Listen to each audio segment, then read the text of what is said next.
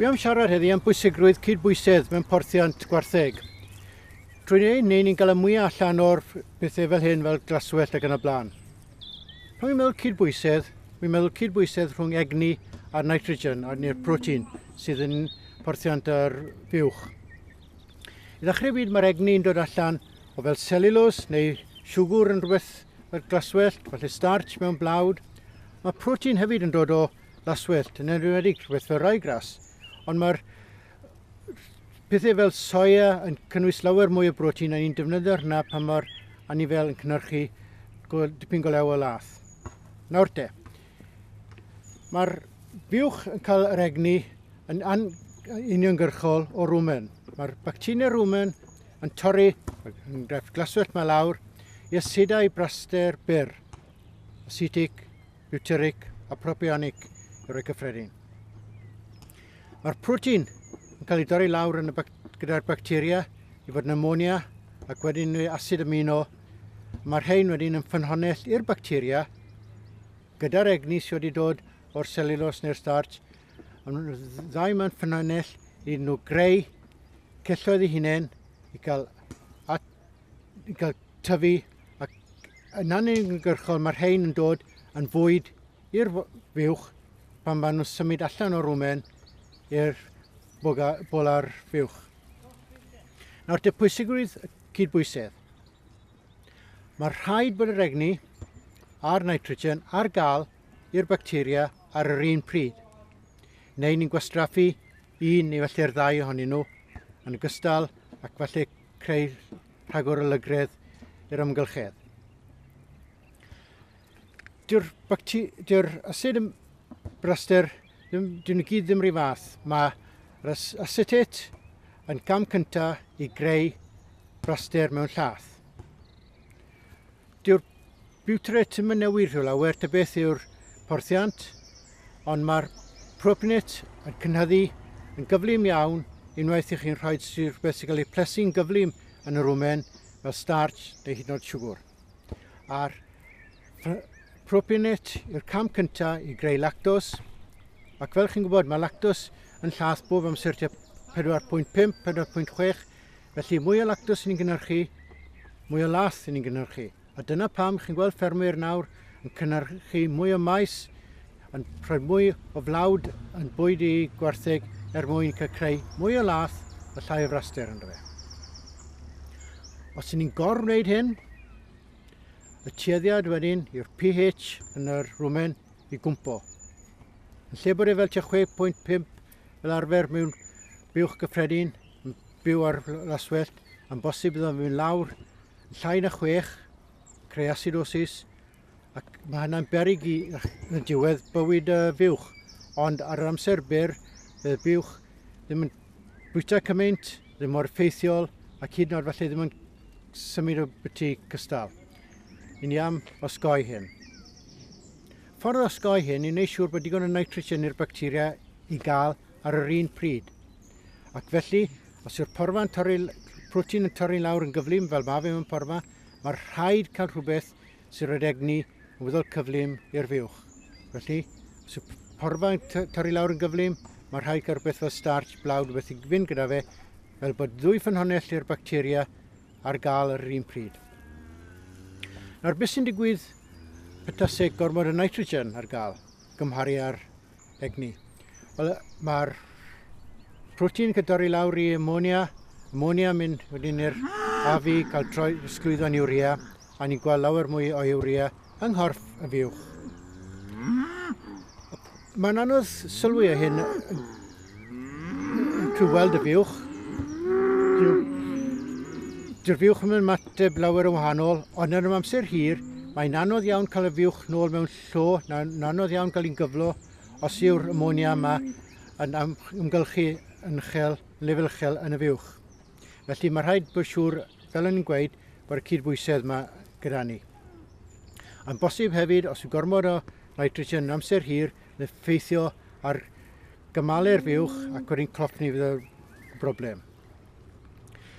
Pan mae'r porfa'n mynd yn hynach a mwy o lignin yn fe, dim yn cael ei dorri lawr mor gyflym, does dim rhaid wedyn cael ffynhonnell egni sy'n torri lawr mor gyflym.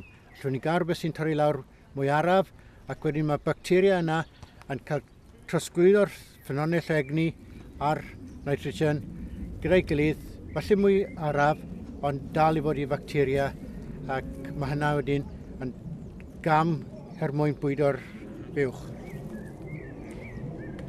Dyw hyn i gyd ddim digon y creu yma o'r protein gyda'r bacteria yn y rŵan. Dyw hynna ddim digon i fuwch gynhyrchu maint sydd ddigon i wneud elw i ni o lath.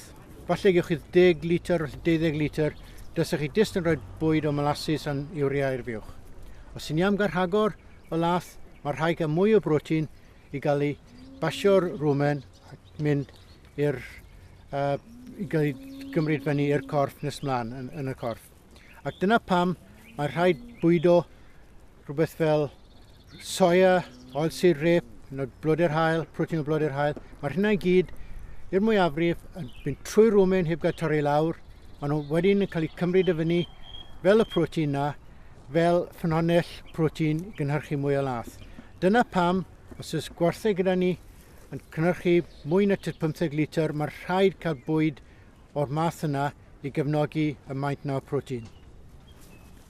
Dyna pam, ta beth i ni'n neud, a rhaid meddwl am y cyfan o'r bwyd i ni'n rhoi i'r fuwch, dim jyst edrych ar un peth ar wahân anghofio popeth arall. Mae'r porthiant yn rhan o gydbwysedd cymleth ac mae'n bwysig bod ni'n deall pa mor gyflym y popeth cael torri lawr mwyn cael arbed unrhyw broblem i'r fuwch. Os yw hynna nawr yn cael ei wneud yn iawn, mae'r bacteria yn hapus, mae'r fuwch yn hapus a gobeithio y ffarmwr yn hapus a mwy cyfoethog ar ôl hynna. Fel chi'n gweld, mae nawr yn wanwyn. Mae'r gwartheg mae'n bwyta glaswellt ifanc a digon ohono fe, mae'n tyflu'n gyflym. Ond beth i ni ddim yn gweld, mae peryg yn hyn gan bod porfa o'r math yma, yr un sy'n tyflu'n gyflym, yn tueddu fod yn isel mewn magnesium. Mae sawl rheswm am hyn. Falle nad oes dim lawer o magnesium yn y tir. Gwan hebyg yw hyn. Y broblem yn ni edrych arno, faint o magnesium sy'n ar gael. Os i ni rhoi llawer o potassium yn y tir, mae hynna'n cloi chydig o'r magnesium. Os i ni rhoi dipyn o nitrogen, wedyn mae glaswellt yn tyfu'n gyflym. Dyw'r greiddiau ddim yn cymryd magnesium fewn yn digon cyflym, felly mae'r lefel o magnesium yn y glaswellt yn isel. Nawr te, ar ôl i'r fuwch gymryd fewn, glaswellt yma i'r rwmen, mae'r glaswellt yn cael torri lawr. Mae protein mewn glaswellt fel hyn yn cael torri lawr gan swm gochel, felly 70-80% cael torri lawr yn y rwmen, protein yna'n cael torri lawr i ammonia.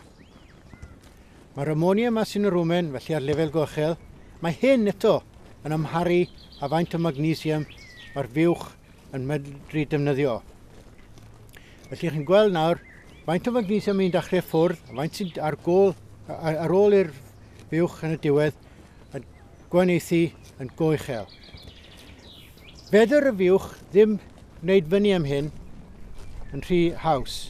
Bod dipyn o magnesium gyda'i yn ei chorff, mae wedi cael ei gloi yn yr esgyrn. Mae'r fuwch mae'n cynhyrchu llath. Mae magnesium yn y llath, ond mae lefel y magnesium yn y llath yn gyson. Chydig iawn o newid sydd yna.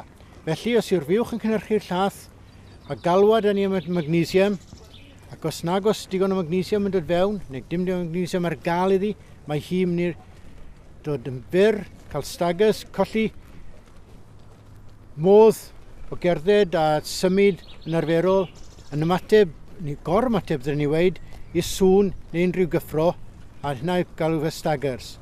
Mae rhaid i ffarmwr felly fod yn ymwybodol o faint o magnesium sydd ar gael i'r fuwch, neu rhoi beth ychwanegol i bwyd pan y parlwr, neu hyd yn oed rhoi rhywbeth ar y tir. Does fawr iawn o fantes i roi magnesium yn y dŵr, gan bod magnesium sulfate, magnesium carbonate, rhain i gyd ddim yn rhy flasus. Gweud gwir, thoch chi mae gwertheg yn casau'r blas ac yn tueddu byd o ife digon. Yr unig ffordd o wneud wedyn yw wneud siŵr bod chi'n rhoi y bwyd iawn yn y parlwr neu rhoi y cwrtaeth cwrtais ar y tir a digon o magnesium ynddo fe cyn bod y gwartheg yn dod allan i bori.